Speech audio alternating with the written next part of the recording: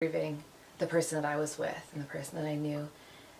And then you talking about losing your friend to addiction and like that you've lost people in the last month or so makes me realize that God forbid that time comes, I am going to have to now grieve him again, grieve the loss of him again in a totally different way. So you also lost another friend recently to alcoholism and liver failure. And addiction is so real, and people have lives, and sometimes they're functioning addicts. Like both of those people in my life, they were functioning addicts for long periods of time. And you were just saying that you feel that you've learned to disconnect or say goodbye to the person that you once knew. Yeah. Right? Mm-hmm. And I feel like I don't even know this friend anymore. Mm-hmm. That it's been, I have 3 children with this person, and I can't understand. He's never been a friend to me. He's never had my back. We made this pact about being, having each other's back, and he's never had my back. He didn't help me raise my kids. He didn't help me when I was dying with the cancer scare. He's never had my back, and I have always had his back. And I really commend you from being able to understand that that person's no longer there, because I don't even know if I ever came to that point of understanding that person's no longer there. I've always just wanted to be like, I've watched him get back with you and change his life and rebuild his life, and he's so smart and get a career and have a car and get a home and be a father. And I've seen him change before, and I know change is hard, but I've seen him do it before. So and even through all that, I still didn't know him. It's not like he was ever really nice to me or we had a great relationship. But still, like deep down, I just can't accept that this is what he wants for his life, and that's where my problem is. And I find it really difficult to accept that that's where he wants to be, even though he's made it really loud and clear, like, this is my life. And it's funny because when he comes around and we chill and we talk, and I know that's his life, and I've kind of accepted it because I still, okay, I know you're going back to doing whatever it is you want to do. You party, you like to do your thing. I'm cool with it, but I'm really not, because I'm constantly trying to change someone who doesn't want to change. Because I know deep down he does want to change. Or is that just a story that I've created in my head? And that's what we do. We create stories in our heads.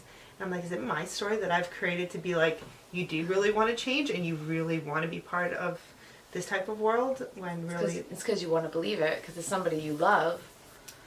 You want what you know is best for them in the long run. Yeah. And that comes into parenting too, right? Because we're like, hey, through our experiences and through things that we've experienced or witnessed, I went on this road and I saw some of my friends go on that road, and my road is really bumpy, and that seemed to be like a smoother path. And then the kids hit this point and they have 2 ways to go, and I'm like, hey, don't go that way, I went that way, that's pretty bumpy. And I've seen people come out on that side and their ride looked a little bit smoother. I suggest you go that way. So that's what sometimes I kind of relate with addiction. I'm like, hey man, like, I know it's hard, I know change is hard, but you know what? Like, you've experienced the bumpy path, well, let's try the smooth path. Yeah. Right? But it's a scary thought to lose somebody, so you want to do everything in your power to keep them. But how much of yourself can you keep putting into trying to save them when they don't want to save themselves? oh, I talked to you like a while back, and I said to you, and I actually said to his sister too, is like, I feel like the only way I can change his life is if I give him mine. Yeah. And I don't feel that he deserves it. Mm-hmm. Not because I don't love him, I don't care for him, but because I have to love myself. Yeah. And I think that's what happens to a lot of people, parents and everything, is that we love someone so much that we want to have their back, and we think that we're just doing the right thing and we're enabling them without even really understanding that we're enabling them, is because we believe like that they deserve more, that they should be more, that they can, they just got to put the work involved. But we get lost in the transition of that. And we end up giving our lives to that person. And I feel that for myself for 14 years without even being aware of it. I'll pause what I'm doing. I'm on my way to church and I get a phone call. I gotta go down to Hastings. I really need to go pick this person up. I really need to take them to this place, or I really need to go fix this problem for them that they've put themselves involved in because they decided to tap out. While I was sitting here waking up early in the morning, handling all the business, doing whatever it is I gotta do, I still gotta be loyal to this person. And not being aware that that's giving my life without it. And so, you saying okay, you've accepted the fact okay, this is who you are, and that person that I had that friendship with is no longer there anymore. And I've always wanted to be at that place that I could do that. And I feel like right now, this past month, and that's why part of the recording time too, is that losing those two friends and being tired and being like, you know what?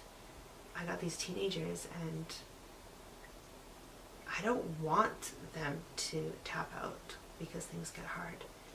I don't want them to not understand that life is hard, change is hard. You can't just tap out when things get difficult. And loss is part of life. And Learning to live with loss and to move forward from that. Yeah. And the thing is with addiction too, is that even though I think they're aware of, but they're just, I don't know if it's the drugs or the alcohol or what it is, that they're the ones who are feeling sorry for themselves or feeling sad, and they're tapping out because of whatever the circumstance or whatever story they're running or what they're escaping from. But their actions affect the people who are not using more so than the person using. I really, and all of the journeys and all of it, when I sat there and I listened to these kids talking about their mother, and I sit there and I think back to this man, and I watch the family members and my kids and hear you and hear everyone. When I sat back and really sunk it in, and all the books I've read to deal with my feelings of addiction and how it's affected me, is that we need counseling. Yeah. The family, the people that are affected by people that choose to use, the stress, the no sleeping, the worrying. We worry every single day that we don't know where this person is. We worry about how it's going to affect our children if this person disappears, even though they're not here right now anyways. Yeah. And I think in some way, this for me is a form of counseling. We're talking about it. We're taking it out of us and we're putting it out there. We're kind of letting go of those thoughts and those feelings, and hopefully helping other people when we're doing that as well. And yeah, and then when people message us and they inbox us and they're like, hey, blah blah blah blah, it's a sense of healing too, right? Because we're hearing their stories and their perspective. And yeah, so I think that it's great. So if you're going through anything like what we're going through, we're here for you.